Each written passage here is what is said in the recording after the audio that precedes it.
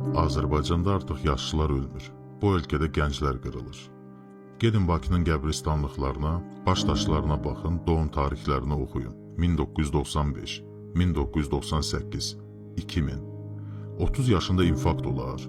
25 yaşında beynə qan mı sızar? Həkimlər çıxıb deyir ki, səbəb energetik içkilərdir. Səbəb siqaretdir. Yalandır. Bizi axmaq yerinə qoymayın. O gəncin ürəyini dayandıran o energetik içki deyil. O ürəyi patladan ümidsizlikdir. Səhər uyanır borc. Axşam yatır kirayə dərdi. İş axtarır, tapşırığın varmı deyirlər. Evlənmək istəyir, cibində qəpik yoxdur. Siz bu gənclərə nəfəs almağa hava qoymadınız.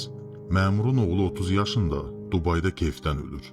Kasıbın oğlu 30 yaşında stresdən, fikir çəkməkdən ölür. Atasının yanında baş aşağı durmaqdan, evinə bazarlıq edə bilməməkdən ürəyi patlayır uşaqların. Onlar gənckən qocalıblar, saçları ağarıb. Bu qismət deyil, bu əcəl də deyil. Bunun adı sistemli cinayətdir. O gənclərin qatili bu şəraiti yaradanlardır. Sizə səslənirəm. Fikir edib özünüzü məhv etməyin. Sizi düşünməyənlər üçün canınızdan keçməyin. Ananızı gözü yaşlı qoymayın. Sırf onlara acıq vermək üçün yaşayın.